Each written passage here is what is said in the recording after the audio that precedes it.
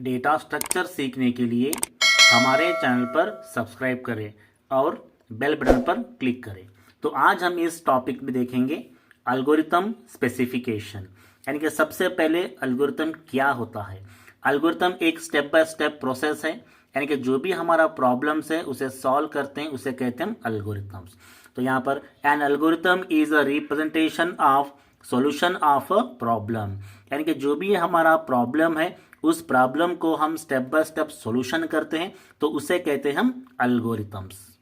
तो अब हम देखते हैं, a problem solution is a procedure और method for transforming current situation into desired one, यानी कि जो भी हमारा प्रॉब्लम है वो प्रॉब्लम को सॉल्यूशन करने के लिए हमने एक प्रोसीजर यूज करते हैं, और प्रोसीजर यूज करने के बाद हमने यहाँ पर current situation to desired situation को हम ट्रांसफॉर्म करते हैं। यानी कि जो हमारा प्रॉब्लम उसे कहते हैं हम करंट सिचुएशन, प्रॉब्लम सॉल्व होने के बाद हम उसे कहते हैं हम डिराइव्ड सिचुएशंस। तो हमने यहाँ पर एक प्रॉब्लम को सॉल्व करते हैं पहले स्टेप बाय स्टेप प्रोसीजर। तो हमारा प्रॉब्लम है सम ऑफ टू नंबर्स, यानी कि हमारे पास दो नंबर को सम करना है। उस प्रॉब्लम को हम स्टेप बाय स्टेप सॉल्व कर रहे हैं, कैसे? Procedure through. तो यहाँ पर स्टेप वन हमने इस प्रॉब्लम को एल्गोरिथम स्टार्ट करते हैं, start the algorithm from the start. हमें सम ऑफ टू नंबर, यानी कि हमने यहाँ पर इनपुट लेना है two variables A and B, हमने यहाँ पर इनपुट लेते हैं। तो यहाँ पर इनपुट भी कहते हैं या फिर हम उसे रीड बोलते हैं। Okay, read the variables A and B. जब हम दो वेरिएबल रीड करने के बाद स्टेप 3 आता है, C is equal to A plus B, यानी कि ये जो वेरिएबल सम करते हैं वो सी वेरिएबल के अंदर स्टोर करते हैं। जब हम वेरिएबल को स्टोर करते हैं, करने के बाद आउटपुट या फिर प्रिंट, इस वैल्यू को हमने सी यहाँ पर प्रिंट करते हैं। तो ये हो गया हमारा प्रोसीजर, और लास्ट में हम करते हैं स्टॉप, और इस प्रोसीजर को हमने एल्गोरिथम कहते हैं। अब हम नेक्स्ट देखेंगे रिकर्शन।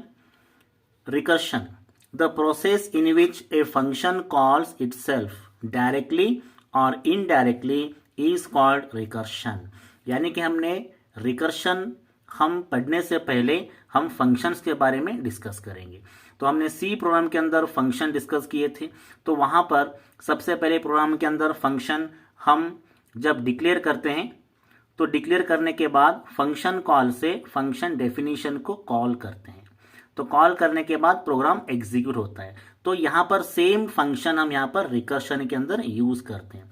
तो इसका मीनिंग होता है recursion means repetitions, the process in which a function calls itself, यानी कि एक फंक्शन वो खुद को कॉल करता है, तो उस टेक्निक को हम कहते हैं रिकर्शंस।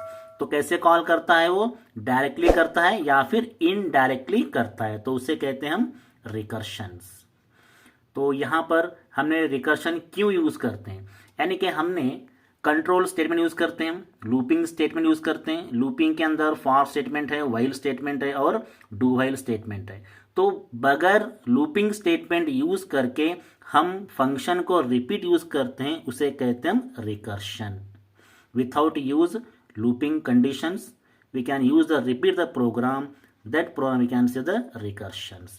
तो यहाँ पर a recursive function solve a particular problem by calling a copy of itself, यानी कि जो भी हमारा फंक्शन प्रोग्राम है उस फंक्शन प्रोग्राम को सॉल्व करने के लिए जो हमारा ओरिजिनल प्रॉब्लम है उस प्रॉब्लम को सबसे पहले कॉपी करेगा। कॉपी करने के बाद कितने टाइम हमें एग्जीक्यूट करना है उतना टाइम स्मॉलर सब प्रॉब्लम्स क्रिएट करेगा, और उसके बाद वन बाय वन एग्जीक्यूट करेगा। तो उसे कहते हैं हम रिकर्सिव फंक्शंस। यानी कि ये जो हम कॉपी करके उसे स्मॉल स्मॉल प्रॉब्लम्स हम क्रिएट करके एग्जीक्यूट करते हैं, वो अभी हम प्रोग्राम के अंदर देखिए। तो ये वीडियो आप अंत तक देखो। अब हम सिंटैक्स देखेंगे, रिकर्शन का सिंटैक्स क्या होता है। तो यहाँ पर दो प्रोग्राम्स है, तो ये प्रोग्राम है मेन प्रोग्राम और ये है फंक्शन प्रोग्राम। तो हमने क्या करते हैं, फंक्शन प्रोग्राम को मेन प्रोग्राम से कॉल करते हैं, यानी कि this is the calling function. Calling function ये क्या करते हैं, हम मेन फंक्शन को कॉल करते हैं, यहां पर कॉल करते हैं। तो इसे कहते हैं हम रिकर्शन, रिकर्शन और रिकर्शन, यानी कि the recursion function call itself, ये यहाँ पर अपने आप को कॉल करेगा, इसे कहते हैं हम रिकर्सिव फंक्शन। और ये रिकर्सिव फंक्शन कॉलिंग यहाँ पर आएगा। तो इस टोटल टेक्निक को क्या कहते हैं? हम रिकर्शन कहते हैं। अब हम एक प्रोग्राम देखेंगे। तो यहां पर program to find sum of natural numbers using recursion. तो सबसे पहले हैश इंक्लूड stdio.h। तो यहां पर हमने फंक्शन को डिक्लेयर करते हैं integer return type, sum function name, integer n parameters. तो वाइड मेन, तो यहां पर ओपन करते हैं मेन फंक्शन को, इंटीजर n और रिजल्ट हम वेरिएबल डिक्लेयर करते हैं। तो यहाँ पर printf enter the positive integer. तो हमें यहाँ पर टोटल नेचुरल नंबर्स कितने को सम करना है, 2 3 4 जितना चाहे हम उतना ले सकते हैं। तो हमने यहाँ पर ले लेंगे 3, n इजिकल टू 3। तो वो क्या करेगा, 3 वैल्यू को स्कैनफ यानी कि इनपुट फंक्शन है, तो यहाँ पर इंटीजर वैल्यू को रीड करेगा। रीड करने के लिए हम स्कैनफ फंक्शन यूज करते हैं। तो यहाँ पर जो भी रिजल्ट है हम यहाँ पर स्टोर करते हैं with the help of the function. Next, यहाँ पर जो वैल्यू स्टोर होता है वो स्टोर वैल्यू हमने प्रिंटफ के जरिए यहाँ पर रिजल्ट डिस्प्ले करते हैं। तो रिजल्ट डिस्प्ले करने से पहले हमारा रिकर्शन प्रोग्राम कैसे एग्जीक्यूट होता है। तो यहाँ पर इंटीजर सम यानी कि फंक्शन डेफिनेशन, तो यहाँ पर एक इफ कंडीशन हम यूज कर रहे हैं, यानी कि फंक्शन डेफिनेशन के अंदर जो हमारा फंक्शन का कोडिंग है ये कोडिंग एग्जीक्यूट होगा और मेन फंक्शन के अंदर डिस्प्ले होगा। तो यहाँ पर मैंने अभी कहा था कि रिकर्शन मीन्स जो हमारा फंक्शन है वो फंक्शन को ओरिजिनल फंक्शन को कॉपी करेगा और कितने टाइम हमें एग्जीक्यूट करना है उतने टाइम पेस्ट करके उसे 1 बाय 1 एग्जीक्यूट करेगा। तो हमने यहाँ पर n इजिकल टू 3 लिया है, तो हमने 3 टाइम कॉपी करके उसे पेस्ट करते हैं। हाँ, हमने यहाँ पर 3 टाइम पेस्ट किया है, तो यहाँ पर है 1 टाइम और यहाँ पर हमने लिया है 2 टाइम और अब हम लेंगे 3rd टाइम हम यहाँ पर लिखेंगे।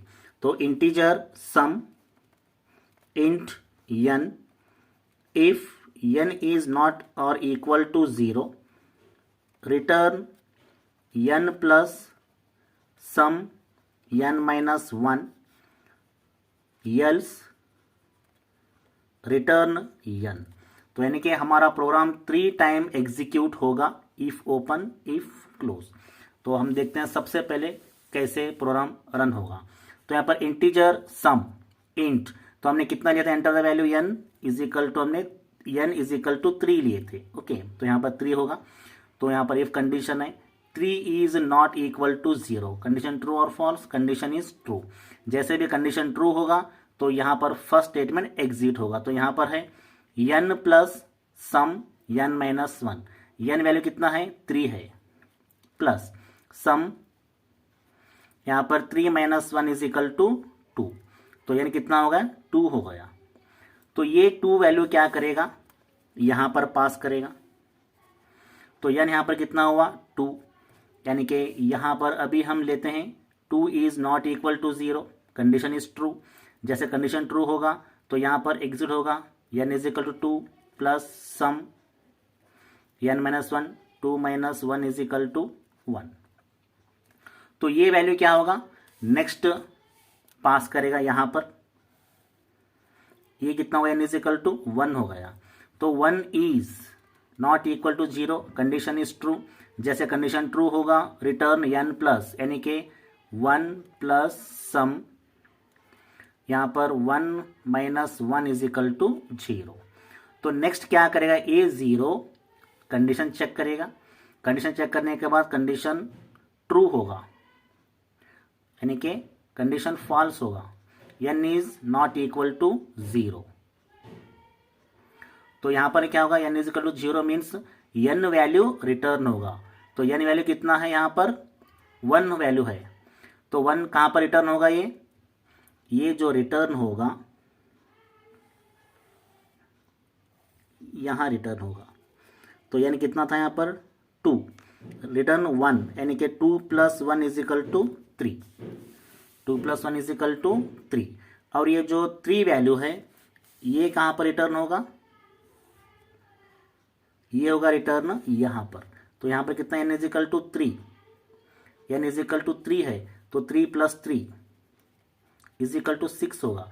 ये जो 6 वैल्यू है ये प्रोग्राम के अंदर स्टोर होगा। अब हम सॉल्व किए, यहाँ पर n = कितना हो गया, 6 रिटर्न हो गया। तो ये 6 वैल्यू कहाँ पर हो जाएगा रिटर्न, यहाँ पर आएगा वो। तो n = 6। ये 6 जो वैल्यू सम है वो रिजल्ट में स्टोर होगा, और जैसे रिजल्ट में वैल्यू स्टोर होगा वो वैल्यू हम प्रिंटफ के जरिए यहाँ पर स्टोर करते हैं। यानी कि हमारा क्या है, इनपुट यानी कि पॉजिटिव इंटीजर = 3। तो हमारा आउटपुट क्या आएगा, सम = रिजल्ट यानी कि 3 + 2 + 1 = 6। तो ये है हमारा आउटपुट।